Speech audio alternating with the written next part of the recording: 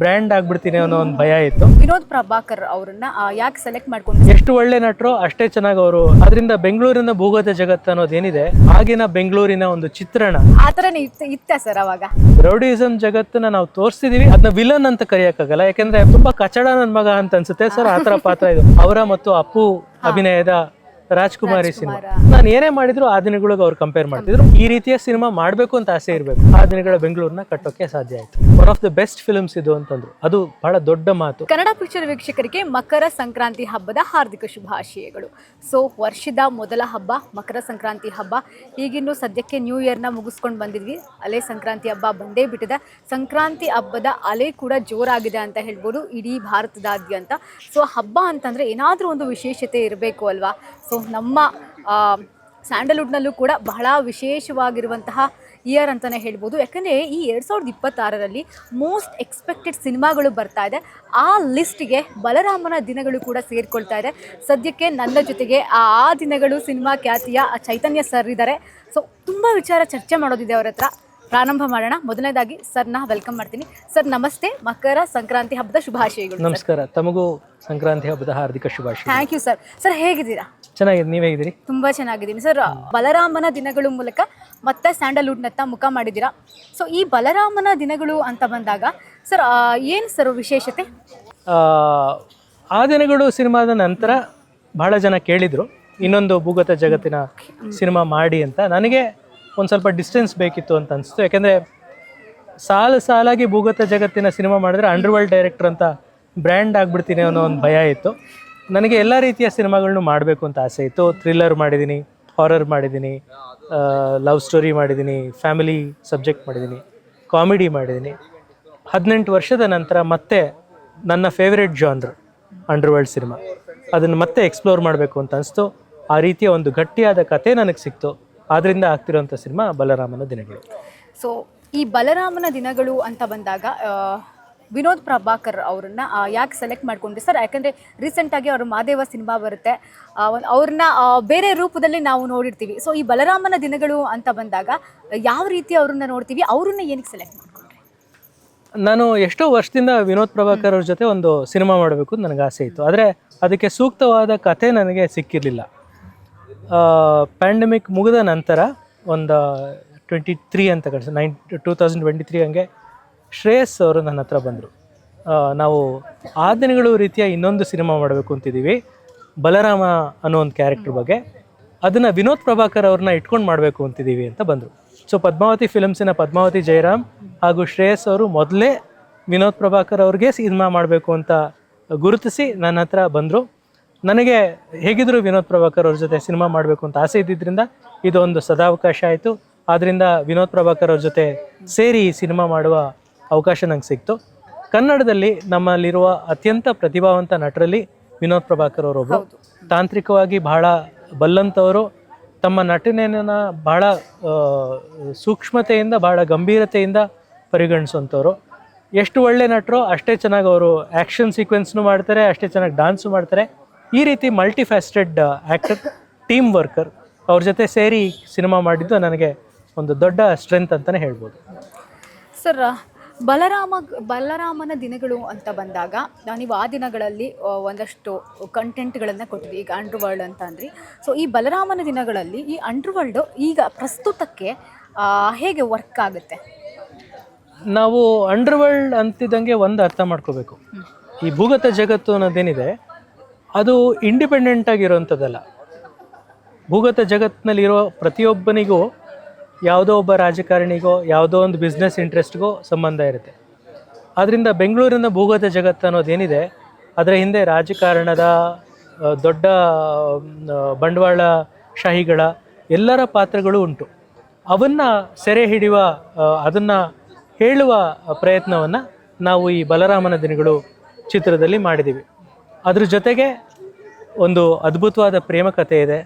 ಒಂದು ಆಗಿನ ಬೆಂಗಳೂರಿನ ಒಂದು ಚಿತ್ರಣ, 80s 90s ಬೆಂಗಳೂರು ಬಗ್ಗೆ ನೀವೆಲ್ಲರೂ ಕೇಳಿರ್ತೀರ. ನಿಮ್ಮ ತಂದೆ ತಾಯಿ ಹೇಳಿರ್ಬೋದು, ಅಥವಾ ಆ ವಯಸ್ಸಿನವರಾಗಿದ್ದರೆ ನಿಮ್ಮ ಮಕ್ಕಳಿಗೆ ಆ ಬೆಂಗಳೂರಿನ ಬಗ್ಗೆ ನೀವು ಹೇಳಿರ್ತೀರ. ಆದರೆ ಆ ಬೆಂಗಳೂರನ್ನ ತೋರಿಸೋದಕ್ಕೆ ನಮಗೆ ಯಾವುದೂ ಜಾಸ್ತಿ ಪುರಾವೆಗಳಿಲ್ಲ. ಬಲರಾಮನ ದಿನಗಳು 80-90ರ ದಶಕದ ಬೆಂಗಳೂರನ್ನ ಮತ್ತೆ ಕಟ್ಟಿಕೊಡುವ ಪ್ರಯತ್ನವಾಗಿದೆ. ಸರ್ ಒಂದು ನಾರ್ಮಲ್ ಕ್ವಶನ್, ಈಗ ಎಲ್ಲರೂ ಅಂದ್ಕೊಂಡಿರ್ತಾರೆ ಸಿನಿಮಾದಲ್ಲಿ ತೋರಿಸಿದ ಥರನೇ ಅವಾಗಿತ್ತ, ಇದೇ ರೀತಿ ಇತ್ತ, ಇದೇ ರೀತಿ ಹೊಡೆದಾಡ್ತಾ ಇದ್ರಾ, ಬಡ್ದಾಡ್ತಾ ಇದ್ರಾ, ಕಡ್ದಾಡ್ತಾ ಇದ್ರಾ, ಈ ರೀತಿ ಒಂದಷ್ಟು ಡೌಟ್ ಇದೆ. ಅಂದರೆ ನಾನು ನಿಮಗೆ ಇದೊಂದು ಪ್ರಶ್ನೆ ಕೇಳ್ತೀನಿ, ಆ ಥರನೇ ಇತ್ತ ಸರ್ ಅವಾಗ 80s 90s ಖಂಡಿತ. ನಾವು ನೋಡಿರುವಂಥ ಬೆಂಗಳೂರಿಗೂ ಆಗಿನ ಬೆಂಗಳೂರಿಗೂ ಬಹಳ ವ್ಯತ್ಯಾಸ ಇತ್ತು. ಅಂದರೆ ರೌಡಿಸಮ್, ಇವತ್ತು ನಾವು ನೋಡ್ತಿರೋ ರೌಡಿಸಮ್ ಆಗಿನ ರೌಡಿಸಮಕ್ಕೆ ನಾವು ಹೋಲಿಸೋಕೆ ಆಗೋದಿಲ್ಲ. ಆ ರೀತಿಯ ಬೆಂಗಳೂರಾಗಿತ್ತು. ಹಾಗೆ ಆಗೋದಕ್ಕೆ ನಾನು ಮುಂಚೆನೇ ಹೇಳಿದಾಗೆ ಆಗಿನ ರಾಜಕೀಯ, ಆರ್ಥಿಕ ಪರಿಸರ ಕೂಡ ಆಗಿತ್ತು. ಸಿನಿಮಾದಲ್ಲಿ ನೋಡುವ ಜಗತ್ತು ನಿಜವಾದ ಜಗತ್ತಾಗಿರುತ್ತಾ ಅನ್ನೋ ಪ್ರಶ್ನೆ ಕೇಳಿದಾಗ ಸಾಧ್ಯ ಆಗಿರೋದಿಲ್ಲ. ಯಾಕೆಂದರೆ ನೀವು ಕಲಾತ್ಮಕ ಸಿನಿಮಾಗಳಲ್ಲಿ ನಿಜವಾದ ಜಗತ್ತನ್ನ ತೋರಿಸುವ ಪ್ರಯತ್ನ ಪಡ್ತಾರೆ. ಆದರೆ ನಮ್ಮದು ಒಂದು ಮಾಸ್ ಕಮರ್ಷಿಯಲ್ ಸಿನಿಮಾ ಆಗಿರೋದ್ರಿಂದ ರೌಡಿಸಮ್ ಜಗತ್ತನ್ನು ನಾವು ತೋರಿಸ್ತಿದ್ದೀವಿ, ಆದಷ್ಟು ನೈಜವಾಗಿ ತೋರಿಸ್ತಿದ್ದೀವಿ. ಆದರೆ ಸಂಪೂರ್ಣ 100% ಸತ್ಯ ಅಂತ ನಾನು ಹೇಳೋದಕ್ಕೆ ಇಷ್ಟಪಡೋದಿಲ್ಲ.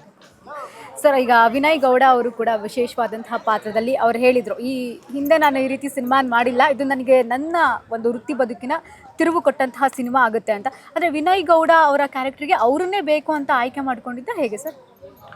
ಹೌದು, ಈಗ ವಿನಯ್ ಗೌಡ ಅವ್ರದ್ದು ಒಂದು ಭಾಳ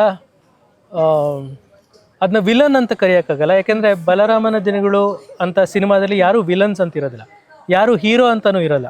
ಅಂದರೆ ಒಳ್ಳೆಯವರು ಕೆಟ್ಟವರು ಅಂತಿರಲ್ಲ. ಮುಖ್ಯವಾದ ಪಾತ್ರದಲ್ಲಿ ಹೌದು ವಿನೋದ್ ಪ್ರಭಾಕರ್ ಅವರಿದ್ದಾರೆ. ಆದರೆ ಒಂದು ಬಹಳ ವಿಚಿತ್ರವಾದ ಒಂದು ಪಾತ್ರ ಬರುತ್ತೆ, ಕತ್ತಿ ಅನ್ನೋ ಪಾತ್ರ. ಅದು ಅರ್ಧ ಕನ್ನಡ, ಅರ್ಧ ಅನೇಕ ಭಾಷೆಗಳನ್ನ ಮಾತಾಡುವಂಥ ಒಂದು ಪಾತ್ರ. ಅದಕ್ಕೆ ಎಂಥ ನಟ ಬೇಕಿತ್ತು ಅಂದರೆ ನೋಡೋಕ್ಕೆ ಸ್ಫುರದ್ರೂಪಿಯಾಗಿರಬೇಕು, ಆದರೆ ವರ್ತನೆಯಲ್ಲಿ ಬಹಳ ಒಂದು ರೀತಿ ಬೀಭತ್ಸ ಹುಡ್ಸೋವಂಥ ವ್ಯಕ್ತಿ ಆಗಬೇಕಾಗಿತ್ತು. ಆಗ ನಾವು ಯಾರು ಈ ಪಾತ್ರನ ಮಾಡ್ಬೋದು ಅಂತಂದಾಗ ಮತ್ತೆ ಶ್ರೇಯಸ್ಸಿಗೆ ಹೊಡೆದಿದ್ದು ವಿನಯ್ ಗೌಡ ಅವರು. ನಾನು ವಿನಯ್ ಗೌಡ ಅವ್ರಿಗೆ ಹೋಗಿ ಕತೆ ಹೇಳಿದೆ. ನನಗೆ ಆ ಸಂಶಯ ಇತ್ತು, ಈ ಥರ ಪಾತ್ರ ಅವ್ರು ಮಾಡ್ತಾರೆ. ನಾನು ಹೇಳಿದೆ, ತುಂಬ ಕಚಡ ನನ್ನ ಮಗ ಅಂತ ಅನ್ಸುತ್ತೆ ಸರ್, ಆ ಥರ ಪಾತ್ರ ಇದು, ನಂಗೆ ಈ ಥರ ಪಾತ್ರನೇ ಬೇಕಿತ್ತು ಸರ್, ಇದಕ್ಕೋಸ್ಕರನೇ ಕಾಯ್ತಿದ್ದೆ ಅಂತಂದರು. ಅದ್ಭುತವಾಗಿ ನಟಿಸಿದ್ದಾರೆ. He is one of the best performers in this film ಅಂತ ಹೇಳ್ಬೋದು. ಸರ್, ಸಾಮಾನ್ಯವಾಗಿ ಎಲ್ರಿಗೂ ಒಂದು ಪ್ರಶ್ನೆ ಬರುತ್ತೆ. ಇವಾಗ ಬಲರಾಮನ ಸಿನಿಮಾದ ನಾಯಕಿ ಪ್ರಿಯಾ ಅವರು, ನಮ್ಮ ಕನ್ನಡದಲ್ಲೇ ಅಷ್ಟು ಜನ ಹೀರೋಯಿನ್ಸ್ ಇದ್ದಾರೆ, ಸೊ ಪ್ರಿಯಾ ಅವರೇ ಯಾಕೆ ಈ ಸಿನಿಮಾಕ್ಕೆ ಅಂತ. ಸೊ ನೀವು ಕಥೆಯನ್ನು ಒಂದು ರೂಪಕ್ಕೆ ತಂದಿರೋದ್ರಿಂದ ಪ್ರಿಯಾ ಅವರೇ ಯಾಕೆ ಸರ್? ಒಂದು ಆ ಪಾತ್ರ ಏನಿದೆ, ಬಲರಾಮನ ದಿನಗಳು ಸಿನಿಮಾದಲ್ಲಿ ಬರುವ ನಾಯಕಿಯ ಪಾತ್ರ, ಅದು ಆಕೆ ಒಂದು ಸ್ಕೂಲ್ ಟೀಚರ್ ಪಾತ್ರ, ವಿದ್ಯಾವಂತೆ. ಅದು ಬಹಳ ಸೂಕ್ಷ್ಮ ವ್ಯಕ್ತಿತ್ವದ ಪಾತ್ರ. ಆಮೇಲೆ ಪ್ರೀತಿನ ನಂಬಿದ್ರೆ ಅದು ಎಂಥ ಕಷ್ಟನೇ ಬರಲಿ, ನಾನು ಆ ಪ್ರೀತಿನ ನಂಬಿದ್ದೀನಿ, ಅದ್ರ ಜೊತೆನೇ ಹೋಗ್ತೀನಿ ಅನ್ನೋ ಒಂದು ಪಾತ್ರ. ಪ್ರಿಯಾ ಬರೀ ಪಾತ್ರದಲ್ಲಿ ಮಾತ್ರ ಅಲ್ಲ, ನಿಜ ಜೀವನದಲ್ಲೂ ಆ ಒಂದು ರೀತಿಯ ವ್ಯಕ್ತಿ. ಆಮೇಲೆ ನಮ್ಮೆಲ್ರಿಗೂ ತುಂಬ ಪ್ರೀತಿಯಿಂದ ನೆನಪಿರೋದು ಅವರ ಮತ್ತು ಅಪ್ಪು ಅಭಿನಯದ ರಾಜ್ಕುಮಾರಿ ಸಿನಿಮಾ. ಸೊ ನಮಗೆ ಆ ರೀತಿ ಪಾತ್ರಕ್ಕೆ ಪ್ರಿಯಾನೇ ಸೂಟ್ ಆಗುತ್ತೆ ಅಂತ ಅನಿಸ್ತು. ಆದ್ದರಿಂದ ಅವ್ರನ್ನ ನಾವು ಕಾಸ್ಟ್ ಮಾಡಿದ್ವಿ. ಸರ್, ಆ ದಿನಗಳು ಆದ ನಂತರದಲ್ಲಿ ನೀವು ಸಾಕಷ್ಟು ಸಿನಿಮಾಗಳನ್ನು ಮಾಡಿದ್ರಿ. ಆದರೆ ಈ ರೀತಿಯ ಒಂದಷ್ಟು ಅಂಡರ್ ವರ್ಲ್ಡ್ ಇರುವಂತಹ ಸಿನಿಮಾಗಳನ್ನ ಯಾಕೆ ನಿಮಗೆ ಮತ್ತೆ ಮಾಡಬಾರ್ದು ಆ ಪೀರಿಯಡಲ್ಲಿ ಅಂತ ಅನ್ನಿಸ್ತು?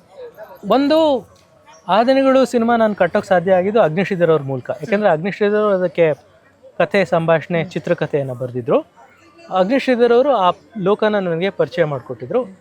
ಆ ದಿನಗಳು ಎಷ್ಟು ದೊಡ್ಡ ಯಶಸ್ಸನ್ನ ಕಾಣಿಸ್ತು ಅಂತಂದರೆ, ಅದಾದಮೇಲೆ ಮತ್ತೆ ಎಲ್ಲರೂ ಕೇಳ್ತಿದ್ರು ಇನ್ನೊಂದು ಅಂಡರ್ ವರ್ಲ್ಡ್ ಸಿನಿಮಾ ಯಾವಾಗ ಮಾಡ್ತೀರಾ ಅಂತ. ಆದರೆ ಆ ಕಾರಣಕ್ಕೆ ನಾನು ಆ ಜಾನ್ರಿಂದ ದೂರ ಉಳಿದೆ. ಯಾಕೆಂದರೆ ನಾನು ಏನೇ ಮಾಡಿದ್ರು ಆ ದಿನಗಳಿಗೆ ಅವ್ರು ಕಂಪೇರ್ ಮಾಡ್ತಿದ್ರು. ಪ್ಲಸ್ ನನಗೂ ಆ ಸಿನಿಮಾ ತುಂಬ ಹತ್ತಿರವಾಗಿತ್ತು. ನನ್ನ ಮೊದಲನೇ ಸಿನಿಮಾ ಆದ್ರಿಂದ ಆ ಸಿನಿಮಾಗೆ ತುಂಬ ನಾನು ಹೋಮ್ವರ್ಕ್ ಮಾಡಿದ್ರಿಂದ, ನಾನು ಏನೇ ಸಿನಿಮಾ ಮಾಡಿದ್ರು ಇನ್ನೊಂದು ಅಂಡರ್ ವರ್ಲ್ಡ್ ಸಿನಿಮಾ ಮಾಡಿದ್ರೆ ಆ ದಿನಗಳು ಥರ ಕಾಣಿಸ್ಬೋದು ಅನ್ನೋ ಒಂದು ಆತಂಕ ನನ್ನಲ್ಲಿ ಇದ್ದಿದ್ದರಿಂದ ನಾನು ಬೇರೆ ಸಿನಿಮಾಗಳನ್ನ ಮಾಡಬೇಕು ಅಂತ ಆಸೆಪಟ್ಟೆ. ಬೇರೆ ಸಿನಿಮಾಗಳನ್ನ ಮಾಡಿದೆ. ಈಗ 18 ವರ್ಷ ಆದಮೇಲೆ ಆ ರೀತಿ ಡಿಸ್ಟೆನ್ಸ್ ಬಂದಿದೆ ಆ ದಿನಗಳಿಗೆ. ಸೊ ಮತ್ತೆ ನಾವು ಒಂದು ಅಂಡರ್ ವರ್ಲ್ಡ್ ಸಿನಿಮಾ ಮಾಡಿದ್ರೆ ಆ ದಿನಗಳು ಥರ ಹೇಳೋದಿಲ್ಲ, ಬೇರೆ ಥರ ಹೇಳ್ತೀನಿ ಅನ್ನೋ ನಂಬಿಕೆ ನನಗಿದೆ. ಆದ್ದರಿಂದ ಬಲರಾಮನ ದಿನಗಳು ಸಿನಿಮಾ ಮಾಡಿದ್ದೀನಿ. ಸರ್, ಪ್ರಸ್ತುತಕ್ಕೆ ಹೋಲಿಕೆ ಮಾಡಿದಾಗ ಒಂದಷ್ಟು ಮಸಾಲಾ ಮೂವೀಸ್ಗಳು, ಲವ್ ಮೂವೀಸ್ಗಳು ಬರೋದ್ರಿಂದ ಈ ರೀತಿ ಸಿನಿಮಾಗಳು ಈಗ ವರ್ಕ್ ಆಗುತ್ತೆ ಅಂತ ಅನಿಸುತ್ತೆ ನನಗೆ. ಒಬ್ಬ ನಿರ್ದೇಶಕನಿಗೆ ಖಂಡಿತ ಪ್ರಪಂಚದ ಯಾವುದೇ ನಿರ್ದೇಶಕನಿಗೂ ಈ ರೀತಿಯ ಸಿನಿಮಾ ವರ್ಕ್ ಆಗುತ್ತೆ ಅಂತ ಗೊತ್ತಿದ್ರೆ ಅವನು ನಿರ್ದೇಶಕನಾಗಿ ಉಳಿಯೋದಿಲ್ಲ. ಯಾಕೆಂದರೆ ನಮಗೆ ಈ ರೀತಿಯ ಸಿನಿಮಾ ಮಾಡಬೇಕು ಅಂತ ಆಸೆ ಇರಬೇಕು, ಈ ರೀತಿಯ ಸಿನಿಮಾನ ಚೆನ್ನಾಗಿ ಮಾಡಬೇಕು ಅಂತ ಆಸೆ ಇರಬೇಕು. ನಮ್ಮ ಪ್ರೇಕ್ಷಕರ ಬಗ್ಗೆ ಗೌರವ ಇರಬೇಕು, ನಂಬಿಕೆ ಇರಬೇಕು, ಪ್ರೀತಿ ಇರಬೇಕು.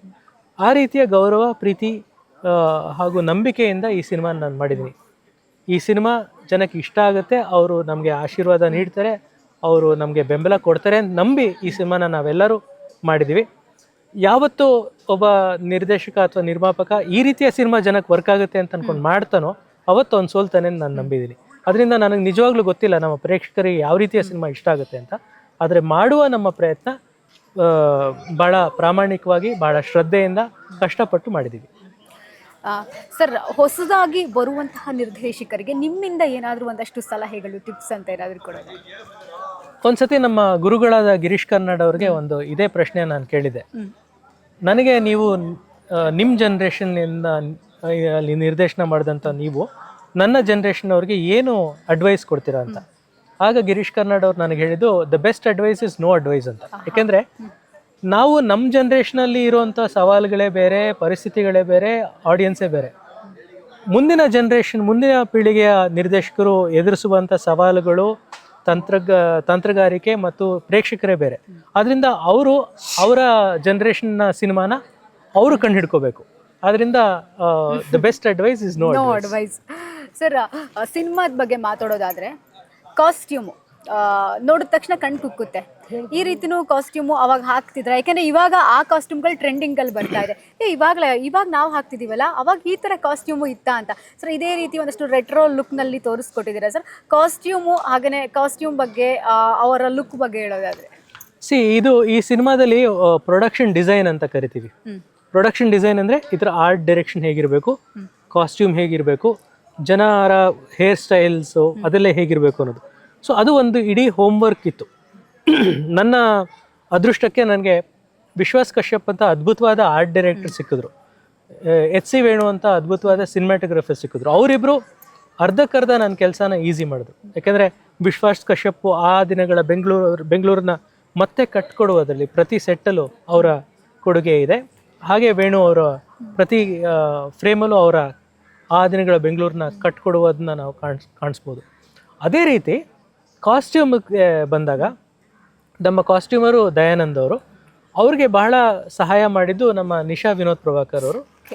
ಅವ್ರ ಜೊತೆಗೆ ನನ್ನ ಡೈರೆಕ್ಷನ್ ಡಿಪಾರ್ಟ್ಮೆಂಟು ಕಿರಣ್ ಗೌಡ, ಅಕ್ಷಯ್, ಸ್ಮಿತಾ, ಮನೋಜ್, ಗಿರೀಶ್ ಮತ್ತು ರಘುವನ್ ಅವರು, ಅವರೆಲ್ಲರೂ ಈಗ ನನ್ನ ಡೈರೆಕ್ಷನ್ ಡಿಪಾರ್ಟ್ಮೆಂಟ್ ಅವ್ರು ಏನಿದ್ದಾರೆ ಅವರೆಲ್ಲರೂ ಬಹುಶಃ 90s ಹುಟ್ಟಿದಂಥವ್ರು, 2000s ಹೆಚ್ಚು ನೋಡಿದಂಥವ್ರು.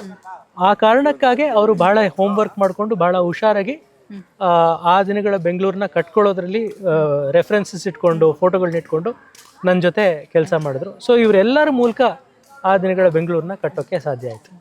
ಸರ್, ಆ ದಿನಗಳು ಸಿನಿಮಾದಲ್ಲಿ ಫಸ್ಟ್ ಮ್ಯೂಸಿಕ್ಕು ಈಗಲೂ ಕೂಡ ಇನ್ಸ್ಟಾಗ್ರಾಮ್ ಓಪನ್ ಮಾಡಿದ್ರೆ ಟ್ರೆಂಡಿಂಗ್ನಲ್ಲಿ ಬರ್ತಾ ಇದೆ, ಯೂಟ್ಯೂಬಲ್ಲೂ ಕೂಡ. ಸರ್, ಅದೇ ರೀತಿಯ ಮ್ಯೂಸಿಕ್ನ ನಾವು ಇಲ್ಲಿ ಬಲರಾಮನ ದಿನಗಳಲ್ಲಿ ನೋಡ್ಬೋದಾ ಸರ್?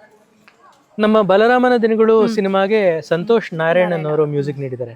ನಾನು ಸಂತೋಷ್ ನಾರಾಯಣನ್ ಅವರ ಮ್ಯೂಸಿಕ್ನ ಬಹಳ ವರ್ಷದಿಂದ ಕೇಳ್ತಾ ಬಂದಿದೆ. ಆದರೆ ಅಷ್ಟು ದೊಡ್ಡ ಮ್ಯೂಸಿಕ್ ಡೈರೆಕ್ಟರ್ನ ಕನ್ನಡಕ್ಕೆ ಹೇಗೆ ಕರ್ಕೊಂಬರೋದು, ಅವರ ರೇಟನ್ನು ನಾವು ಅಫೋರ್ಡ್ ಮಾಡೋಕ್ಕಾಗುತ್ತೋ ಅನ್ನೋ ಒಂದು ಆತಂಕ ನನಗೆ ಯಾವಾಗಲೂ ಇತ್ತು. ಬಲರಾಮನ ದಿನಗಳಿಗೆ ಯಾರು ಮ್ಯೂಸಿಕ್ ಮಾಡಬೇಕು ಅಂತ ಪ್ರಶ್ನೆ ಬಂದಾಗ ವಿನೋದ್ ಪ್ರಭಾಕರ್ ಅವರು, ಶ್ರೇಯಸ್ ಅವರು ಇಬ್ಬರು ಹೇಳಿದ್ದು ಒಂದೇ ಮಾತು, ಸಂತೋಷ್ ನಾರಾಯಣನ್ ಅಂತ. ಅವಾಗ ನಾನು ಶ್ರೇಯಸ್ ಅವ್ರಿಗೆ ಹೇಳಿದೆ, ಶ್ರೇಯಸ್ ಅವರೇ, ನಾನು ಸಂತೋಷ್ ಅವ್ರನ್ನ ಒಪ್ಪಿಸ್ತೀನಿ, ಆದರೆ ಅವ್ರನ್ನ ನೀವು ಅಫೋರ್ಡ್ ಮಾಡೋಕ್ಕಾಗುತ್ತಾ ಅಂತ ಕೇಳಿದಾಗ ಶ್ರೇಯಸ್ ಅವ್ರು ಹೇಳಿದ್ರು, ನೀವು ಸಂತೋಷ್ ನಾರಾಯಣನ್ ಒಪ್ಪಿಸಿ, ನಾನು ನಮ್ಮ ತಾಯಿನ ಒಪ್ಪಿಸ್ತೀನಿ. ಅಂದರೆ ಶ್ರೇಯಸ್ ಅವರ ತಾಯಿ ಪದ್ಮಾವತಿ ಜಯರಾಮ್ ಅವರು ಕೂಡ ಇದರ ನಿರ್ಮಾಪಕರು, ಆದರೆ ಹೈಕಮಾಂಡ್ ಇದ್ದಾಗೆ ಈ ಸಿನಿಮಾಗೆ. ಸೊ ಆದ್ರಿಂದ ನಾನು ಸಂತೋಷ್ ನಾರಾಯಣನ್ ಅವ್ರಿಗೆ ಕತೆ ಹೇಳಿದೆ, ಅವ್ರು ಒಪ್ಪಿದ್ರು. ಅವ್ರ ಮೂಲಕ ಸಂತೋಷ್ ನಾರಾಯಣನ್ ಅವರು ಬಂದರು. ನನಗನ್ಸುತ್ತೆ ಕನ್ನಡ ಇವಾಗಿನ ತನಕ ಕಂಡಿರುವ ಎಲ್ಲ ಮ್ಯೂಸಿಕಲ್ಲೂ ಬಹಳ ವಿಭಿನ್ನವಾದ ಸಂಗೀತವನ್ನು ಸಂತೋಷ್ ನಾರಾಯಣನ್ ಅವರು ನೀಡಿದ್ದಾರೆ. ಅದೊಂದೇ ಅಲ್ಲ, ಈ ಸಿನಿಮಾ ಫಸ್ಟ್ ಕಟ್ ನಾನು ಸಂತೋಷ್ ನಾರಾಯಣನ್ ಅವ್ರಿಗೆ ಕಳಿಸಿದಾಗ ಅವ್ರು ಹೇಳಿದರು, ಅವ್ರ ಕೆರಿಯರಲ್ಲೇ ಮಾಡಿರುವ one of the best films ಇದು ಅಂತಂದರು. ಅದು ಬಹಳ ದೊಡ್ಡ ಮಾತು. ಸಂತೋಷ್ ನಾರಾಯಣನ್ ಅಂತ ದೊಡ್ಡ ಮೇಧಾವಿ ಬಾಯಲ್ಲಿ ನಮ್ಮ ಸಿನಿಮಾ ಬಗ್ಗೆ ಆ ರೀತಿಯ ಪ್ರಶಂಸೆ ಬಂದಿರೋದು. ಅದಕ್ಕೆ ಬ್ಯಾಕ್ಗ್ರೌಂಡ್ ಸ್ಕೋರ್ ಇನ್ನೂ ನಡೆದಿದೆ, ಇನ್ನೂ ಹಾಡುಗಳನ್ನ ಅವ್ರು ಕಂಪೋಸ್ ಮಾಡ್ತಿದ್ದಾರೆ. ಅದ್ಭುತವಾದ ಮ್ಯೂಸಿಕನ್ನು ಅವ್ರು ಮಾಡ್ತಾರೆ ಅಂತ ನನಗೆ ನಂಬಿಕೆ ಇದೆ. ಜೊತೆಗೆ ಟಿ ಸೀರೀಸ್ ಅಂತ ಒಂದು ದೊಡ್ಡ ಬ್ಯಾನರು, ಮ್ಯೂಸಿಕ್ ಬ್ಯಾನರು ಈ ಸಿನಿಮಾಗೆ ಬರೋದಕ್ಕೆ ಕಾರಣ ಸಂತೋಷ್ ನಾರಾಯಣನ್ ಅವರು. ಯಾಕಂದರೆ ಸಂತೋಷ್ ನಾರಾಯಣನ್ ಅವರ ಮಿಸಸ್ ಮೀನಾಕ್ಷಿ ಸಂತೋಷ್ ನಾರಾಯಣನ್ ಅವರು ಟಿ ಸೀರೀಸ್ ಜೊತೆ ಮಾತಾಡಿ ಅವರು ನಮ್ಮ ಮ್ಯೂಸಿಕ್ ರೈಟ್ಸನ್ನು ಬಹಳ ದೊಡ್ಡ ಮೊತ್ತಕ್ಕೆ ಕೊಂಡ್ಕೊಂಡ್ರು. So Santhosh Narayanan is one of the biggest strengths of ಬಲರಾಮನ ದಿನಗಳು ಅಂತ ಹೇಳ್ಬೋದು. ಸರ್ ಫೈನಲಿ ಸಿನಿಮಾ ಇವಾಗ ಬಿಡುಗಡೆ ಹಂತದಲ್ಲಿದೆ. ಸೊ ಕನ್ನಡದ ಪ್ರೇಕ್ಷಕರಿಗೆ, ಸಿನಿಮಾ ಅಭಿಮಾನಿಗಳಿಗೆ ಏನು ಹೇಳಕ್ಕೆ ಇಷ್ಟ? ಒಂದು ಬಹಳ ಮಹತ್ವಾಕಾಂಕ್ಷೆಯಿಂದ, ಪ್ರೀತಿಯಿಂದ, ಶ್ರದ್ಧೆಯಿಂದ ಮಾಡಿರುವಂಥ ಸಿನಿಮಾ ಬಲರಾಮನ ದಿನಗಳು. ಎಲ್ಲ ಸಿನಿಮಾಗಳು ಶ್ರದ್ಧೆಯಿಂದ, ಪ್ರೀತಿಯಿಂದ ಮಾಡ್ತಾರೆ. ಆದರೆ ಒಂದು 80-90ರ ದಶಕವನ್ನು ಮತ್ತೆ ಕಟ್ಟಿಕೊಡುವ ಪ್ರಯತ್ನ ಈ ಸಿನಿಮಾದಲ್ಲಿದೆ. ಅದ್ಭುತವಾದ ತಾರಾಗಣ ಇದೆ, ದೊಡ್ಡ ಮ್ಯೂಸಿಕ್ ಡೈರೆಕ್ಟ್ರು, ದೊಡ್ಡ ಕ್ಯಾಮ್ರಾಮ್ಯಾನು, ತಂತ್ರಜ್ಞರ ಭಾಳ ದೊಡ್ಡ ತಂತ್ರಜ್ಞರ ಒಂದು ಸಮ್ಮಿಲನ ಇದೆ. ಎಲ್ಲದಕ್ಕಿಂತ ಮುಖ್ಯವಾಗಿ ಈ ರೀತಿಯ ಒಂದು ನೈಜವಾದ ಅಂಡರ್ವರ್ಲ್ಡ್ ಕತೆ ಬಂದು ಬಹಳ ವರ್ಷಗಳಾಗಿದೆ ಕನ್ನಡ ಸಿನಿಮಾದಲ್ಲಿ. ಒಂದು ಭೂಗತ ಜಗತ್ತಿನ ಕತೆ ಜೊತೆಗೆ ಒಂದು ಪ್ರೇಮ ಕತೆ ಎಲ್ಲವನ್ನು ಹೆಣೆದು 80ರ ದಶಕದ ಬೆಂಗಳೂರನ್ನು ಆಡಿಯನ್ಸ್ ಮುಂದೆ ತರುವ ಪ್ರಯತ್ನ ಇದು. ನಿಮ್ಮ ಆಶೀರ್ವಾದ, ನಿಮ್ಮ ಪ್ರೋತ್ಸಾಹ ನಮಗಿರಲಿ ಅಂತ ನಾನು ಕೇಳ್ಕೊಳ್ತೀನಿ. Thank you sir, thank you so much. ನೋಡಿದ್ರಲ್ವಾ, ಇದಾಗಿತ್ತು ಈ ಹೊತ್ತಿನ ವಿಶೇಷ. ಇನ್ನಷ್ಟು ಹೆಚ್ಚಿನ ಅಪ್ಡೇಟ್ಗಳಿಗಾಗಿ ನೋಡ್ತಾ ಇರಿ ಕನ್ನಡ ಪಿಕ್ಚರ್.